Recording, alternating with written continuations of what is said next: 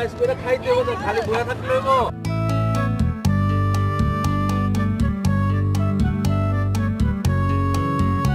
আসসালামু আলাইকুম মহাজন। ওয়ালাইকুম আসসালাম। খবর কি?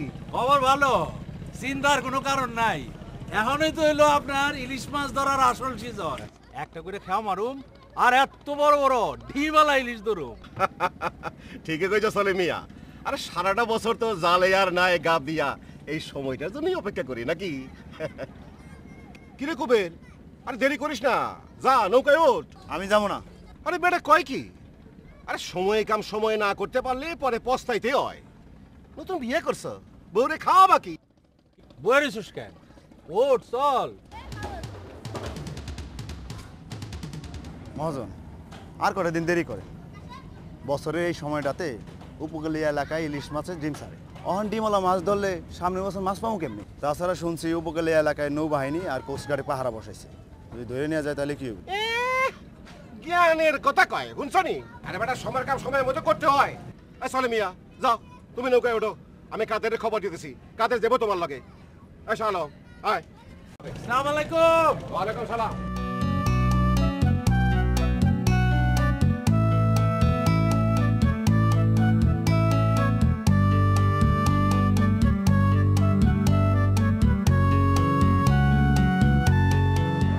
হায় হায় হায় রে, হ্যাঁ এ তো সব দিকে সর্বনাশ করছে। সব ডিমওয়ালা ইলিশ। এই যে মিয়া, আপনারা জানেন না আমার আড়তে এখন থেকে ডিমওয়ালা ইলিশ বেচা কিনা বন্ধ।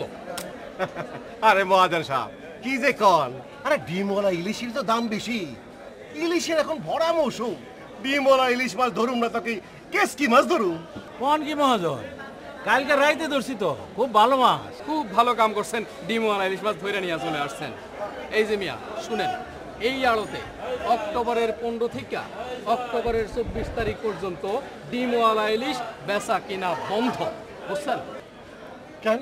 আরে মিয়া, বছরের এই সময় ইলিশ সবচেয়ে বেশি ডিম ছাড়ে। একটা ইলিশ 20 লাখ পর্যন্ত ডিম ছাড়ে। কেবল কয়টা দিন মাছগুলারে বাঁচায় রাখলে তার ডিম ছাড়তে পারে। তাইলে আগামী বছর আমরা বেশি বেশি ইলিশ পাবো। হ্যাঁ, তাই 15 অক্টোবর থেকে 24 অক্টোবর পর্যন্ত মাত্র 10টা দিন এই ডিমওয়ালা ইলিশ মাছ বেচা কিনা বন্ধ। 15 থেকে 24 অক্টোবর পর্যন্ত প্রজনন ক্ষেত্রে ইলিশ ধরা বন্ধ।